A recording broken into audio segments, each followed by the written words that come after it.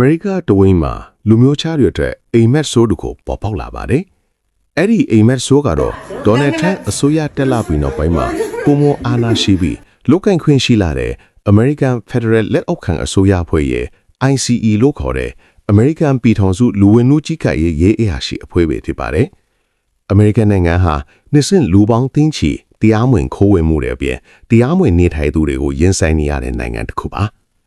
ဒုတိယကြိမ်တမန်တော်ဖီလာအောင်ဒေါ်နယ်ထရန့်ဟာလူဝင်မှုကြီးကြပ်ရေးနဲ့တရားမဝင်နေထိုင်တာတွေကိုနှိမ်နှင်းဖမ်းဆီးမယ်လို့ကတိပေးခဲ့တာပါ။တကယ်လဲတမန်တော်ဖီလာပြီးနောက်ပိုင်းမှာလက်တွေ့အကောင့်ထဲဖော်ခဲ့ပြီး ICE ဖွဲ့ဟာလည်းစစ်စင်ရေးတွေစတင်ခဲ့ပါတယ်။ဖမ်းဆီးမှုစစ်စင်ရေးကိုလည်းလူမြင်ကွင်းတွေမှာတည်တည်တသာလှုပ်ဆောင်နေကြပါတယ်။ Federal လက်အောက်ခံ ICE နဲ့ပြည်သူ့ရဲဟာဝတ်စားစင်ရေးဖို့ကအစားကွာပါတယ်။ ICE ရဲအဖွဲ့ဟာမျက်နှာပြေမဖော်ပြတတ်ကြပါဘူး။ကောင်းစုအမဲများမျက်မှအမဲများတက်ကရဲထမမဟုတ် ICE စာထားပါတယ်ကြီးကအင်ဂျီဝတ်ဆင်ကြပါတယ်။သူတို့ဟာတရားဝင်ဖြစ်ခတ်ဖမ်းဆီးခွင့်ရှိပြီးတင်ဟာတင်အိမ်ထဲမှာရှိမနေရင်တော့လူမျိုးခြားဖြစ်နေပါကအဖမ်းဆီးစစ်ဆေးခရနိုင်ကြီးအကိရှိပါတယ်။ ICE အဖွဲ့ဟာ2003ခုနှစ်မှာအမေရိကန်လူမျိုးဦးစားပေးကာကွယ်ရေးလူဝင်မှုများကြီးကြပ်ရေးစောင့်ကြည့်ရေးဆိုတဲ့ခေါင်းစဉ်အောက်မှာစတင်ဖွဲ့စည်းခဲ့တာဖြစ်ပါတယ်။ ICE အဖွဲ့အစည်းမှာလူမျိုးအစုံပါဝင်ပြီးဖင်တစ်စပိန်အာရပ်စတဲ့ဘာသာစကားထပ်သူတွေနဲ့စစ်ပတ်ဆိုင်ရာအရာရှိထောက်လှမ်းရေးအရာရှိဟောင်းတွေကိုခန့်အပ်ထားတာဖြစ်ပါတယ်။ Trump အစိုးရဒုတိယအကြိမ်ဖြစ်လာပြီးနောက်ပိုင်းမှာ ICE အဖွဲ့ရဲ့နိုင်ငံဥပဒေအရလုပ်ပိုင်ခွင့်နဲ့အတွေ့အကြုံငွေကြေးသုံးစွဲမှုကိုမြင့်တင်ခဲ့ပါတယ်။ ICE အဖွဲ့ဟာဖမ်းဆီးခံရသူတွေကိုအကြမ်းဖက်ဖမ်းဆီးထိန်းသိမ်းတာတွေအပြင်ထောင်ထဲအထိနှိပ်စက်တာတွေရှိနေတယ်လို့လည်းသိရပါတယ်။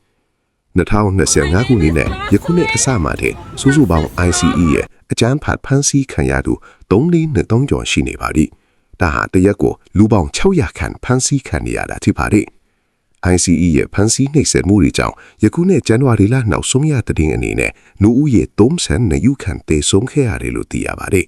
။ Trump ဟာအရင်နှစ်အစမှစတင်ကလူဦးရေ6သိန်းကျော်ကိုပြည်နှင်းတန်ပေးချအပြင်ပြမှုရှိသူများထုံရှိများပြုလုပ်ခဲ့ပါတယ်။ Trump နဲ့ ICE ဟာ Washington DC, Los Angeles, Chicago, Minneapolis, Charlotte, North Carolina နဲ့ New Orleans မြို့တွေမှာအထူးကနေရာယူပြီးဖမ်းဆီးမှုတွေပြုလုပ်ကြပါတယ်။ထိုဖမ်းဆီးခံရသူလူမှုခြားများအထဲမှာအဖြစ်ရှိဖူးသူများအပြင်တကြိမ်တစ်ခါမှအဖြစ်မရှိသူများအမေရိကန်နိုင်ငံဖြစ်ကြတဲ့အစိုးရမှစုံစမ်းရေးအရာရှိများကြောက်စရာများအပြင်ပြည်သူအချို့ကိုပါမာယွန်းဖန်စီဖြစ်ခတ်တပ်ဖြတ်ခံရသူများပါဝင်ပါတယ်။လွန်ခဲ့တဲ့ရက်ကမြန်မာအချို့လေးပါဝင်ခဲ့ပါတယ်။ဖန်စီခံရသူမြန်မာတွေထဲမှာမီနီဆိုလာပြည်နယ်မှာနေထိုင်သူကရင်အမျိုးသမီးကလေးအမေဖြစ်သူမာအဲဒိုလာဟာနှစ်ပတ်အကြာယနေ့မှတော့လွတ်မြောက်လာခဲ့ပါတယ်။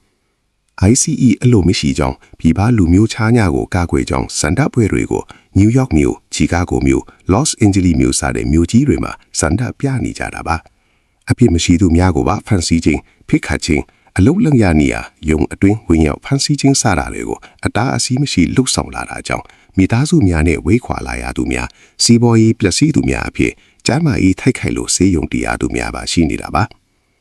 ယခုအပတ်အတွင်းမှာတဲ့လူအယောက်9ဖောင်းဒီမှာစန္ဒပြထုတ်ဖော်ခဲ့တဲ့မီနီယာပိုလိမြို့နယ်မှာအသက်39ရွယ်ဒူနာပြုအဲလက်ဘရက်တီဟာ ICE အဖွဲ့ရဲ့အကြမ်းဖက်စစ်ဆေးဖမ်းဆီးမှုတွေကြောင့်အသက်သေဆုံးခဲ့ရပါတယ်။ Online ပေါ်ပြန်ထွက်လာတဲ့ဗီဒီယိုအရ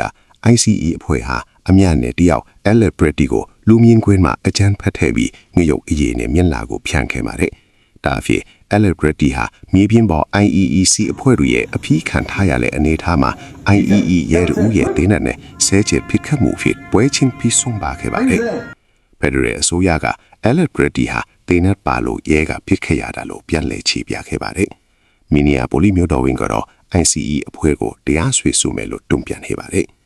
ထိုသတင်းကြားပြီးချင်းမှတဲ့ Track အနေနဲ့မီနီယာပိုလိမြို့ကိုလိုအပ်ပါကစစ်တပ်နဲ့ပါစန္ဒပြသူတွေကိုထိန်းသိမ်းရေးလို့တွားမယ်လို့ထပ်မံပြောကြားခဲ့ပါတယ်။စန္ဒပြမှုမျိုးအဖြစ် ICE အဖွဲ့ကိုအလိုမရှိကြောင်းပြောကြားဖော်တွင်နေပေမဲ့ Donald Trump အနေနဲ့အကြမ်းဖက်နေနှင်းတံမျိုးအဖြစ်ယခုလိုတရားဝင်နေထိုင်သူ6သိန်းကျော်ကိုနေရပြန်ပို့နိုင်မယ်လို့ကန်ဒေါ်လာတန်ပေါင်း180တတ်တာခဲ့တယ်လို့ပြောကြားခဲ့ပါတယ်။ယခုလိုဖြစ်ရပ်တွေကြောင့်မြို့နယ်အများစုနဲ့နေမြို့အများစုမှာအခြေခံလုံသားပြက်လက်တာဈေးဆိုင်အချို့စားတောက်ဆိုင်အချို့စီးပွားရေးထိုက်ခိုက်တာတွေအဖြစ်နိုင်ငံသားအချင်းချင်းပဲအိမ်ထဲကအိမ်အပြင်မထွက်ရဲလို့အဖမ်းမခံရရေးကိုဦးစားပေးက အလုတ်ပြက်အကင်ပြက်အပြင်စီးပွားရေးထိုက်ခိုင်လာလို့မျိုးနယ်တော်များများမှာ ICE အလိုမရှိကြောင်းဆက်လက်စန္ဒပြနေကြပါတယ်